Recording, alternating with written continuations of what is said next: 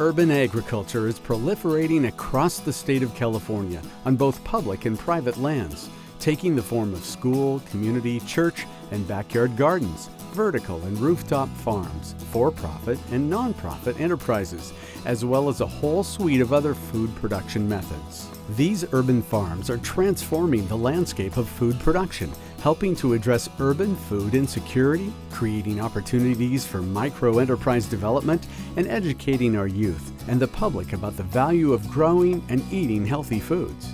The value of urban farming is indisputable, as studies provide mounting evidence of the myriad of social, economic, ecological, recreational, therapeutic, and nutritional benefits of urban agriculture. Urban farming is emerging at a growing number of sites. It is very much in flux with respect to its many forms and implementation. It addresses a wide range of goals, and it represents a very broad array of motivations. This video provides a general introductory overview of some of the variety of urban farms in California today. Let's first explore just what urban agriculture or urban farming is. Rachel Surls works for the University of California as a local advisor to urban farmers in Los Angeles. We are here at Wild Willow Farm. It's right next to the Mexican border in San Diego. And I'm Rachel Surls. I work for UC-A&R, the Los Angeles County Cooperative Extension Office, and we're here to talk about urban farming today. We have a lot of gardens that are strictly for educational purposes or strictly home or personal consumption. That's not what we're calling urban agriculture. We're calling urban agriculture when something's being sold or even donated, let's say, to a food bank or something. Because it's going to the larger public, there's higher standards as far as regulations and safety and all kinds of considerations that home gardeners don't have to think about. There's no census of urban agriculture. The U.S. Department of Agriculture does a farm census every 5 years, but they don't specifically say, and these are the urban farms. So we've seen in local cooperative extension offices around California that there's this sort of emerging type of farmer that's becoming more common, and so our project seeks to help those farmers. Well, we did a needs assessment of urban farms around California, and we visited about 30 urban farms and interviewed the farmers, and they do have some commonalities. One thing is that many of them are part of nonprofit organizations, so they're not a for-profit farm as we traditionally think of it. It's a means to help a nonprofit organization carry out some organizational mission. For example, food justice or social equity. So that's one unique thing about urban farms. They do tend to be less than 3 acres in size. About 3/4 of them have 1 or more employees. They struggle with profitability, which of course in a nonprofit context is a little challenging to begin with. And they tend to grow a multiplicity of crops, a lot of vegetables, a lot of orchard crops, often a big mix of things. And that's one of their challenges as well. They're trying to do a lot. Sometimes urban farmers are staff of different nonprofit organizations. Sometimes they're backyard or community gardeners who grew so much stuff and enjoyed it so much they started thinking, hey, I ought to sell some of this stuff. So they kind of stumble into urban farming. So, oftentimes they may try a local farmers market. They may try having a farm stand at their site. They often try a CSA model or community supported agriculture. And sometimes they sell right to their neighbors. Some are experimenting with selling to restaurants and grocery stores. So there's a lot of ways that urban farmers are trying to sell what they grow. Rob Benetton, also with the University of California, works with urban farmers in the East Bay cities of Oakland, Berkeley, and Hayward.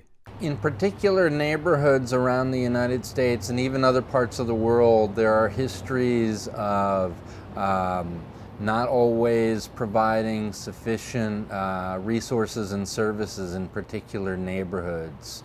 Some of those are historically disinvested in communities and or low-income communities of color. They're due in part to zoning, due in part to histories of where low-income peoples often congregated to live and work.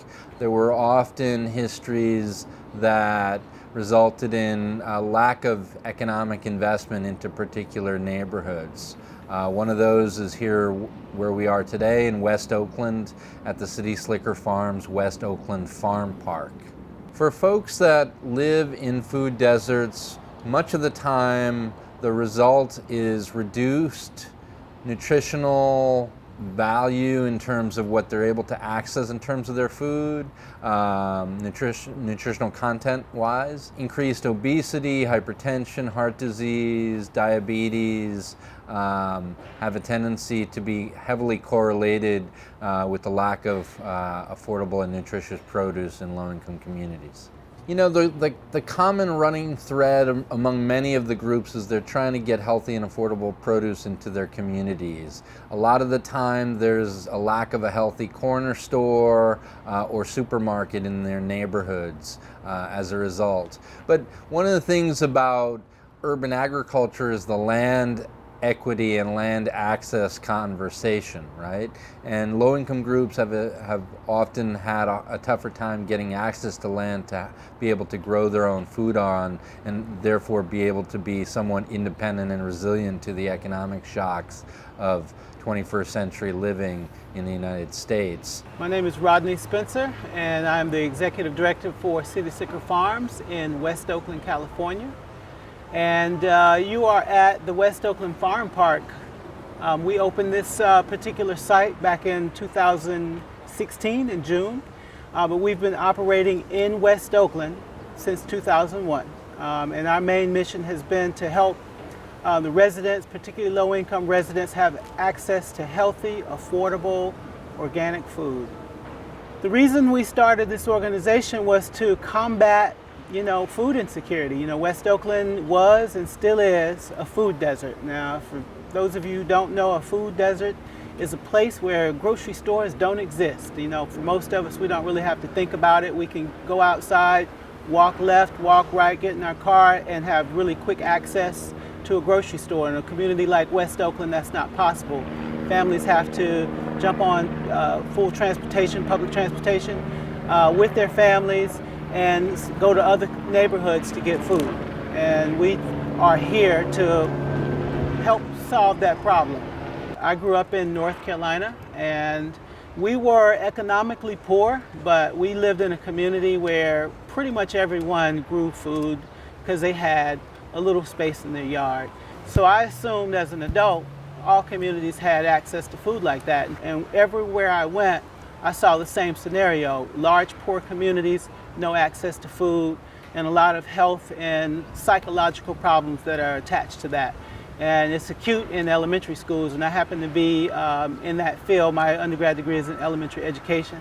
So I spent a fair amount of time working in low-income communities with students, and they're coming to school not ready to learn because they've not had the right amount of food and they've not had the right kinds of food. So that's kind of how I got started back into agriculture, because I did promise when I left North Carolina that I was done with agriculture altogether.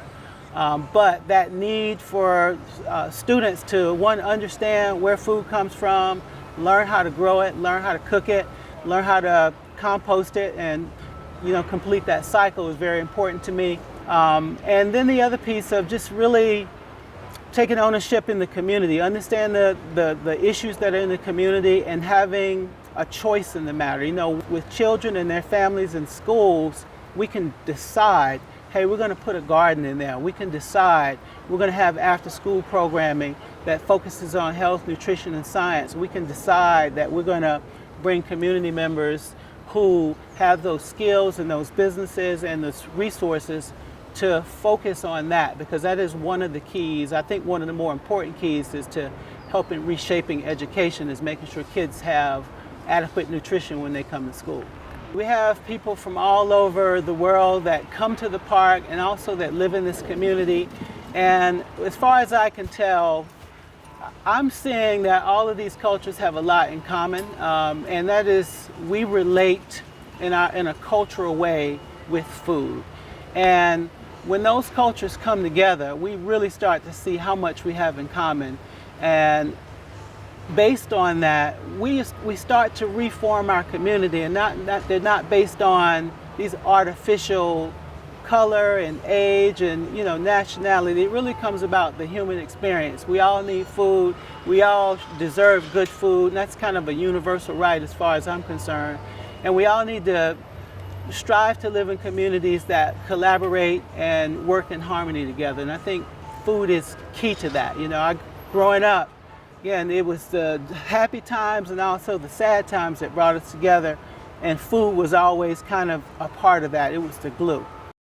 So we're here today at Huerta del Valle Community Garden. We're right in the middle of the city of Ontario, California, Southern California. This place is really for us an oasis, and that's one of the ways we think about it. It's a place that kind of goes against everything else, where there's trucks and pollution, and this place is more than just a garden. Kaiser Permanente Foundation granted the city of Ontario $1 million as part of a Heal Zone initiative. And the garden got a little portion of that and the opportunity to utilize this 4-acre space that was abandoned and totally neglected right here in the middle of the city next to a beautiful park. And we kind of have run from that point on developing this space. And we remember that Kaiser, you know, the funder, was questioning the idea, can community gardens really be effective places for social change, for public health initiatives? And of course we said, of course, no question about it, but we've had to show over time that this space isn't just where a few people come and grow food. It's a really impactful place for the whole city. In so many levels, it's brought continued investment into the city in terms of grants and other opportunities. It's brought space for people to be able to grow food, improve their health, and then meet each other, share resources, build organization, build a voice, build leadership and educational opportunities, therapy opportunities. So it's really more than just a garden. But that's what happens when we plant seeds, is that they grow and they share abundance beyond what we could even imagine. This is where people come to grow their own food, and it is one of the most effective and direct solutions in terms of food insecurity, especially in low-income communities where you can't just bring a Whole Foods in and say, okay, solved. Oftentimes, Whole Foods won't want to come in for various reasons, or you know, people feel they can't afford it. So it's on both ends. So this is a really direct solution to low-income families being able to find a way to grow their own food. And as you can see, they're more than willing. Our intention, our vision is to do one of these gardens every mile. We think we want to have them that common in people's lives. We feel like that's going to really transform the landscape and transform the relation that everybody has.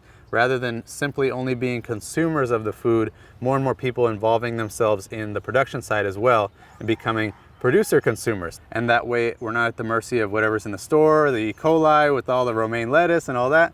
We grow it ourselves. So if you have access to land and the ability to do it, you can go to the city and bring your site plan and say, here's what we're going to do. And they're going to work with you. So that's something new, because prior to Huerta del Valle, that did not exist. A resident could not just say, I want to start a community garden, here's my plan. The city would say, well, we don't have policy for that. So on a policy level, it's realistic.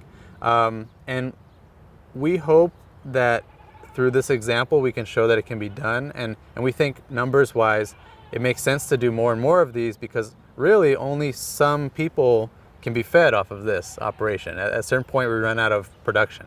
And if we also want to like impact school food or anything like that, I mean, schools are major, huge contracts for buying, as you probably know, and there's no way we can even touch school food with this scale. So we need lots and lots and lots of operations. Zach Reedman is leading an urban farming effort at Laney Community College right in the heart of Oakland, California, that provides food production space for a range of recent refugee groups from Southeast Asia and opportunities for them to produce food that they were used to before coming to California. This is often the only space that people have who are living in apartments, who are coming from agrarian backgrounds, who have frankly lived on the land in different ways, not to romanticize the idea, but just have around the world and even in other places in the US, that this is a space, often the one space that they feel safe coming to, being outside. And I mean, a lot of metrics from exercise, physical exercise, to mental health that people self-report that they feel, you know, and just better, frankly, being outside, as we know that that's a real thing. And then we talk about community integration, the fact that there's a cross, people have an opportunity to actually share. And also what often happens is a lot of the people who are coming here are English language learners maybe don't have an opportunity to display their expertise in other fields within their lives in Oakland. And this is a place where they are, frankly, incredible experts. And so we're having people like yourselves who are academic experts in different ways come here and learn from experts that are coming from rich traditions of hundreds of years often, or many generations of agriculture, and really offering a lot to the greater Oakland community and hopefully to the rest of, this is not a nutshell by the way, but yeah, it's all those things so that we hear from people. Kelly Carlisle is also an urban farming innovator who works with ACTA Non Verba, an inner-city youth farm project in East Oakland, California. We have this 1/4 acre farm that's run by kids age 5 to 13. The kids plant, harvest, and sell the produce that we grow. 100% of those dollars are placed in individual savings accounts. We as an organization have really adopted the term food apartheid based on Eric Holt Jimenez's work from Food First. So he talks about food apartheid because it is on purpose. It is, if the city, county, state wanted food deserts to have a grocery store or a co-op or whatever it is, there would be one here. There's not. And attempts to open them have been met with, no, we don't want to use that property for a grocery store. We're going to wait for the developers to come through. At almost 40% dropout rate in the city of Oakland was my inspiration. The idea that youth are dropping out of school, as early as the 7th or 8th grade, or if they're not dropping out, they're being pushed out through the, school to prison pipeline. So understanding that, similar to food apartheid, systemic racism plays a major part in all the things going on here in our community.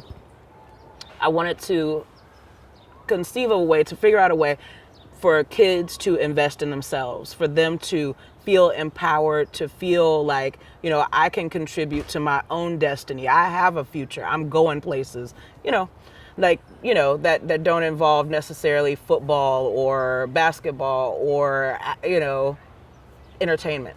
One way that I know we're having an impact is that we have an almost 55% return rate every season. The same kids come back to us. Another way is, how many folks are really excited to open up the accounts for their kids. To date, we have about 22 open accounts, and we're hoping to open another, 20 or 30 this summer. I know that we're having an effect because the kids just before you came, they came out with little compost pails to put in our compost, so that, they can continue the cycle. They get it. I know that we're having an effect because kids are smiling and excited and tell us that they love it. Yet another example of an urban farm is Fat Beats Produce, led by Max Kaji at Castlemont High School, also in Oakland, California. This former 1-acre abandoned lot is now an outdoor classroom, supplying food to the school district for after-school student vegetable sales projects, a variety of community-supported agriculture subscriptions, and the city's children's hospital. At this point, the farm is not supplying produce directly to the school's kitchen, which currently only prepares or heats up processed food that is prepared in advance elsewhere and is not yet equipped to handle fresh food coming in locally. During the school year, there's a lot of students that come out here and they eat strawberries, in the middle of the day instead of going out and buying Jolly Ranchers or, strawberry flavored candy, which is pretty awesome, and it's free for them. Students come out and pick flowers. Particularly when we grow cucumbers, students come out here and they'll harvest cucumbers, go over to the orchard over here and harvest lemons, and then they bring their own tahini, which is like a hot sauce powder, and then they make their own snacks. So it's really amazing to see. You can do as much education as you want in the classroom, and it goes in one ear and out the other sometimes. But when you provide like an outdoor classroom where students can experience it any way they want, you see a lot of learning without teachers. And so it's like peer-to-peer education, and it's self-taught learning, which is not something that you find in public schools, really.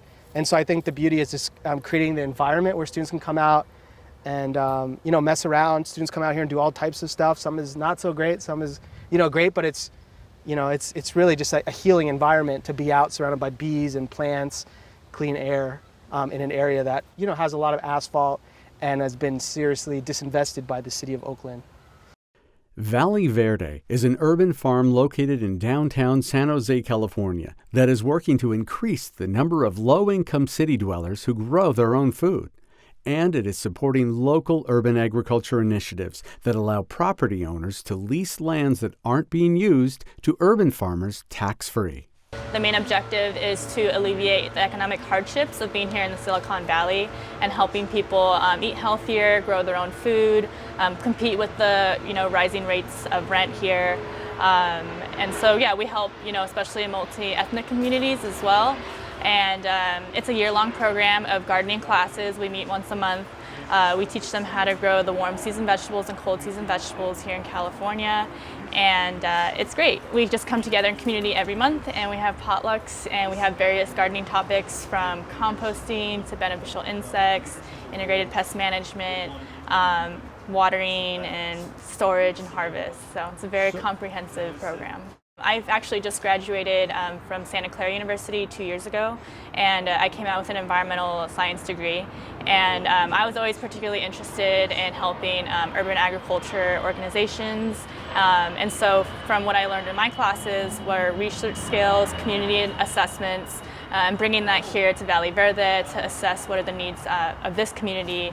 And that was a big issue, was food access. And so I think just research, again, like community-oriented work, volunteering, and just being open to diversity as well. There's a lot of diverse communities here in California that really need our help. John Wickman is an urban farmer and entrepreneur in Berkeley, California. His unique portable tower growing system has the potential to grow vegetables very efficiently in a small area of space. So my main goal for this project was to see if we could grow food that would be light on the environment. When I started developing this system, we were in a pretty major drought. So conserving water was one of the main focuses. Growing organically was a main focus, and of course increasing crop yield, very important. Because we're in a small space, we need to grow a lot on the small space. Each one of these towers has 40 grow spots in it. The towers are very lightweight. They come off, they're only hanging on the top bar by this hook. You can spin them if you needed to. I built that in because I'm growing on the north side of the tower. I was told by all of the industry experts that would never work because most tower production is only on one side. This is on all four sides. I get even production, even growth all the way around the tower. I've never had to spin them. This is standard drip irrigation. This is a standard spray nozzle. And all it does is broadcast water into the tower, runs down the side, and inside of the cup is where you put a rock wool cube. So we start everything in a rock wool cube, just like most hydroponic farmers do. They go into seed trays, and as soon as they germinate, we put them into the system. So when the system turns on, it broadcasts water through here, gets those rock wool cubes wet, and it's a closed loop system, so the water goes down to the tank and gets pumped back up. So we use about 90% less water than conventional farming. One lettuce plant fits nicely in each spot, while for something like arugula, he'll use 5 seeds. His markets are local chefs who appreciate the heirloom lettuce varieties he grows. In addition, he also has a catering company that serves customers who appreciate locally sourced food. All the materials he uses are off the shelf, making his vertical tower production system quite portable. Another variation on the urban farming theme is Topleaf Farms, also in Berkeley, California, a rooftop farm that was designed and pioneered by farmer Ben Ferrer. Topleaf is the largest rooftop farm on the West Coast. So I have about 20 years of organic farming experience, and I fell in love with the city girl, and she did not want to move to the country. So at the time I was doing a lot of consultation work and design work, and I got called in with the concept design for this development to put a farm on the roof. And it was a greenwashing of the project at that point, only in the sense that no one knew how to do that. But all the intentions were there by the developer, and all of the components were roughly there. So they called me in to do the concept design that worked into a detailed design, and then I was the one to help them install and manage it. The developer, they weren't greenwashing the project by any means. They have done some innovative stuff. They had done a lot of solar, and then they were like, oh, we could do a living roof. A lot of people have done living roofs, but what about rooftop farming? And in Detroit, New York, other places where it's more food access is a little bit more challenging, where food's coming from California, rooftop and urban agriculture is much more advanced than it is here in the Bay Area. But we have, they had some resources and innovation and ideas that they wanted to explore. So we went through the idea, and it's the first commercial rooftop farm of this scale on the West Coast. Incredibly enough, even though it is so small, it's only over a quarter acre of rooftop of actual production space. So we have 16 different roofs on 18 buildings.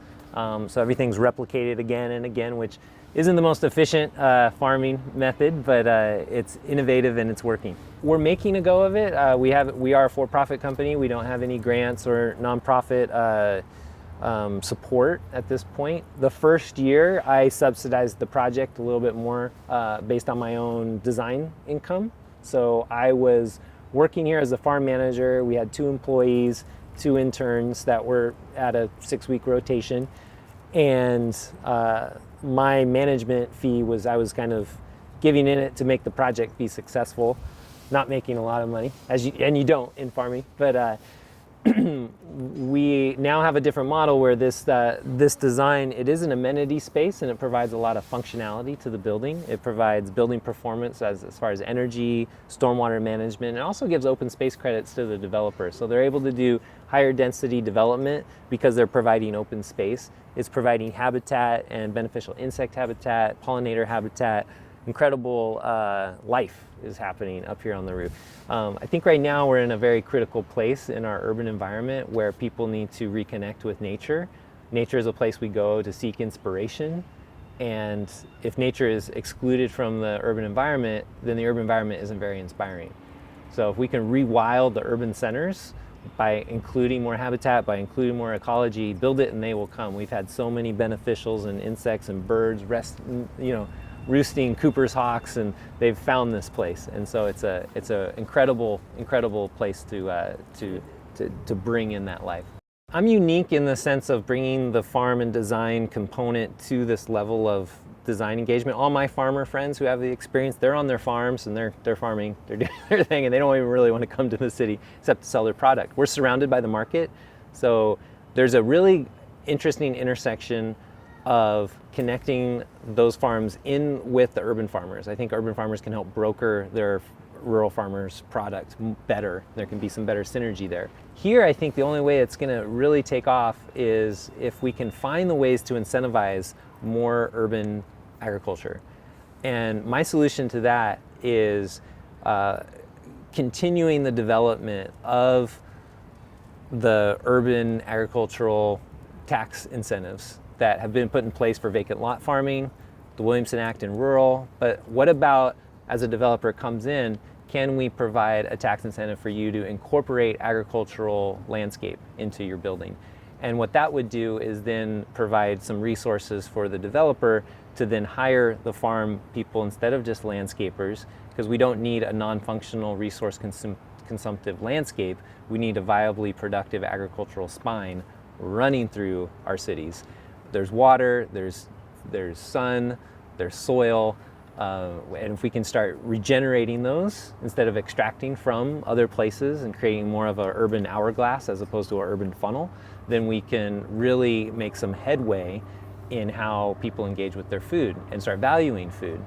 And there's a lot of people that move to the city or work in the city because that's where the jobs are. So if we can create more jobs through urban agriculture, that will also help incentivize it, and a living wage for it. So I think one way that this could go is by the Robin Hood of taxing happening where there's a tax that's set on stolen land here. Like, we all took this land from other places and now have valued it, incentivized it, and then are providing taxes and resources and stuff. If we could figure out the way to incentivize the developers and the planning to include this into their development, just like they did with solar.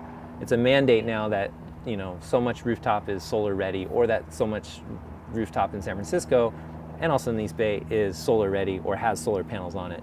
If we said, okay, living roofs, farm roofs, and then how that's engaged with, it's not to get the cheapest labor up here, but it's to provide a living wage for it. So, but it really takes the knowledge of farming, and that is one of the things that we don't have. And also it takes the knowledge of nature, and that's another thing that people in the urban environment don't have exposure to. I often ask myself when I go and visit my other urban farm friends, like, what is it that they're missing here? Because they have the inspiration, they're definitely spending the time, they're working hard, but there's some efficiencies and some production that is missing. And in my 5 years now being in the urban environment, what I've realized is they haven't had the exposure or the fortunate ability to be in nature at a scale to witness nature's efficiencies and farm with nature in that capacity. Because once you start farming with nature at a certain capacity and at a certain scale, you start to learn how the water flows, how the wind moves, how the soil grows. And when you're in the city and surrounded by a constructed environment, you don't ever have that exposure, and therefore you're only working with what you know, which is this contrived ecosystem of buildings instead of an ecosystem. And it's the way in which we create a restoration instead of a restoration of that. But how do we create that story so that which we're building, because this is all for the next generations. So how do we build for the future generations? Because the guys who approve this building are going to be long gone in the future. Today's urban farmers unquestionably face a number of different challenges and obstacles that include their need for accessible and clear information on zoning, regulations, and permits, a transparent, reasonable, and affordable process for acquiring suitable land, and a need for financial, marketing, and business planning. Yeah, there are all sorts of hang-ups and obstacles that we have in front of us. So we work with UC Cooperative Extension, we work with the Oakland Food Policy Council, we work with the mayor, the city council members, we work with basically, we consider them community members as well. And our goal is to collaborate and work together to solve this problem. Our organization can't do it alone, so partnership is just key to being successful. Just finding space for people with limited resources would seem to be a simple act, but it is complicated. Yeah, land, this is another big topic, right? With the tech boom and the cost of living, of course, in the Bay Area. I think a lot of urban ag projects were looking at vacant lots at one point. There's still plenty of vacant lots, but they're getting built up faster than we can even imagine. There's usually at least 10 to 12 operating cranes downtown Oakland. And so actually buying land for long-term tenure is something that just is often not within the means of even large institutions or nonprofits, let alone individuals who are low income. So this space in particular, what a lot of the work that we've done is actually partner with institutions that have land tenure in their own right, and that hopefully Laney College isn't going anywhere anytime soon. And same with school districts, as well as looking at parks land as well. I think the real key to solving our environmental issue is urban agriculture. We have seen the destruction of soil. We have seen our health, the quality of our health fall dramatically. We've seen so many things connected to our diet. And the reality is, the closer we are to our food, the healthier we are. And it also kind of makes economic sense for every family, if you have space to grow, to make that a part of your routine, to make that a part of your lifestyle, because it gives you something to do, it connects you with your food, it saves you money, and it really does foster community, because ultimately when we grow food together, we end up cooking together, we talk together, and we start working a lot better together. So I think the smart thing for cities in particular to do is to look at these types of partnerships, city parks, state parks, anywhere there's public space that, instead of growing grass and ornamentals, let's grow some food. Lastly, we come to Hayward, California, where a very innovative effort is underway to connect the value of high-quality, locally grown food with human health in an urban setting. At Hayward Wellness Clinic, located in a large shopping mall, a pioneering medical team led by visionary integrative medicine Dr. Stephen Chen is partnering directly with a nearby urban farm to have some truly impressive outcomes. Hayward Wellness has embarked on a journey to go upstream and to deal with population health. And we are taking an ecological model to combine health, food as medicine, and really this new frontier of soil's health. And we've really developed a multimodal model that, with food at the root of it, influencing multiple delivery systems. And so what I like to ask people is, and the analogy is this: if I prescribe an antibiotic for you as my patient, and I give it to you, where are you going to fill it? Most people say, well, I have to take it to the pharmacy, and then I can get my medicine. Well, a pharmacy then, in a sense, is a delivery system. And what we've translated that to is, well, we need other delivery systems, because at the root of health is food. And when we don't provide that delivery system to make it easy for our patients, then that whole part of the approach to taking care of their health is dropped off. And so we've developed 3-4 pharmacies here, pharmacies. The first one is the food pharmacy, and the play on words here, F-A-R-M-A-C-Y, a food pharmacy, and I can go into each of them. The second one is a behavioral pharmacy, and that's, again, where we provide 4 elements to health, all in one delivery system in our clinic. And just to briefly mention what the behavioral pharmacy, there's 4 elements. There's movement, because I tell every patient to move and to be physically active. There's mindfulness, I work with patients on stress. There's food, because we want patients to eat well. And then there's social connection, because most of our patients are socially isolated. So we combine all 4 of those in a delivery system, a pharmacy, we call it a behavioral pharmacy, with our partners, Open Source Wellness, and combine it with our group medical visits. That's our second pharmacy. Our third pharmacy is what we call our social needs pharmacy. And we recognize that health is not in a vacuum. It's not just the patient in front of me. Usually the patient is bringing their immigration issues, their housing issues, their food issues to us. And yet in a 20-minute visit as a primary care doctor, we can't just do that all so quickly. So we've developed a delivery system, a social needs pharmacy system, where we partnered with health advocates. And we have a bunch of pre-med and pre-law students that are embedded in our pods, and we write prescriptions for social needs, just like we do for our food pharmacy. And that's our third pharmacy. Our fourth one is a simpler pharmacy, one that's probably very understandable by most people. We have a clinical pharmacist, so who's actually working with our patients on diabetes, using medications, using our food as medicine program to do that. So those are the 4 pharmacies, delivery systems, if you will, to provide health to our patients, with food being at a core piece of them all. Well, we know that our diabetes in this country is getting worse. We know that obesity is getting worse. We know that our current medical model uses and utilizes more of a pill-based approach, pharmaceutical approach, very powerful medicines. I use them all as I need to. But we know that that's not enough to really change chronic disease and chronic illness. And diabetes, obesity, hypertension, hyperlipidemia, coronary artery disease, all of these are lifestyle, if you will, chronic illnesses that have major impact, lifestyle effects on these chronic illnesses. But it's not just about the lifestyle, it's also about all those social determinants of health that our social needs pharmacies are trying to address. So why are we doing this? Because we know in medicine, we've missed the food as medicine piece. I've been trained at Stanford and got 0 education on how to use food in an exam room with my patients in 20 minutes. I trained at UCSF for residency in family medicine, got 0 education. The only time I got education on how to use food was in my fellowship in integrative medicine, training under the Andrew Weil's program in Arizona. And that was the beginning. And so we know that our patients don't always want to take medicines every single day for the rest of their lives, when that medicine's a once-a-day medicine, when in fact, if we change the food choices and the environment, and they're willing to dose themselves with food 3 times a day, right, breakfast, lunch, and dinner, that has powerful effects on the health outcomes.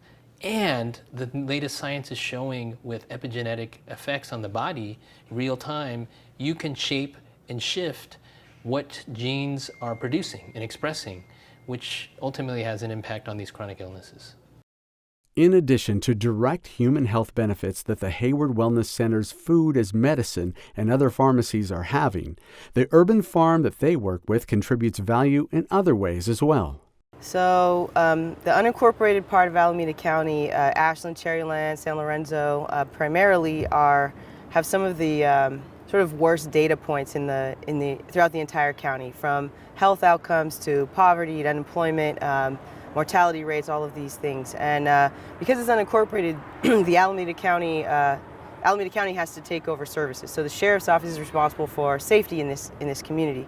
But when looking at how to actually improve safety in this area, we've spent some time actually over the last 14 years trying to figure out what the root drivers of crime are. And poverty and health actually are 2 of the major things that are impacting people's lives on a daily basis that ultimately result in sort of bad crime or safety issues on the outside of that. So in order to get ahead of that, we set out to create jobs in our community, and the way we wanted to do that was by doing something that also beautifies the area and creates something healthy. So starting a farm was a good idea that we didn't know how to implement ourselves, but we found really good people to do so. And that was the birth of Dig Deep Farms, and the impact of being able to, like I said, beautify the community, which is very blighted, and that impacts people's perception of place, as well as grow something that people can consume as part of their health routine is really many different wins. When you look around later at the work that the Dig Deep Farm managers have been able to do, just the sheer beauty of what has been created. This lot, we've been able to partner with this business that used to look like that parking lot, and now it's beautiful. And because of the momentum in the partnership, it also allowed us to use additional grant funding to do this mural. And these things all matter for people's sense of place and identity and pride in their place, which also impacts safety and well-being. So there's some other types of outcomes like that we pay attention to. We are starting to look at crime data as well, but that's a longer term process. All of us, I think, really feel committed to this idea of food as a medicine. And Dr. Chen is one of us in this team that believes that to be true. And I think the big vision for that would be to have the healthcare world on a policy level shift the way it covers medicine, so that Dig Deep Farms becomes a pharmaceutical company and gets paid as a producer of a medicine. And all of the local farmers actually can have a shot at that revenue coming through that stream that really is impacting people's health outcomes. So you're supporting local jobs that's doing something positive for the earth and for people and having a health impact. If you can create local jobs that pay a real wage, that is doing something that produces a healthy product that impacts people's health outcomes, it's just everybody's winning. My name is Sasha Shankar. I am an urban farmer, and I'm the farm manager here at Dig Deep Farms. The reason why it's so important is because we're providing space for communities to see a different environment. We've had kids from the neighborhood come in and help us plant a lot of the crops that are going to the Hayward Wellness. A lot of community people are interested in getting involved, so we're also creating volunteer programs. It also provides a better public health outcome. There's more greenery, there's more green spaces available.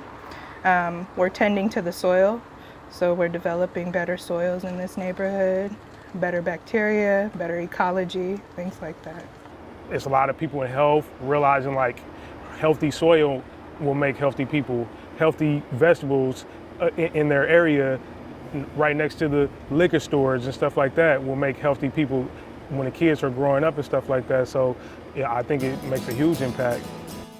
We've seen an awful lot of creativity, innovation, and very dedicated work that is underway on a wide range of urban agriculture fronts at this time in California.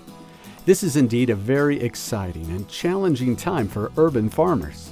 With an estimated 50% of our nation's farmland projected to change hands in the coming 10 years, new farmers and new farming models are going to be needed to meet our needs for food. Urban agriculture is likely to play a role in meeting these huge challenges.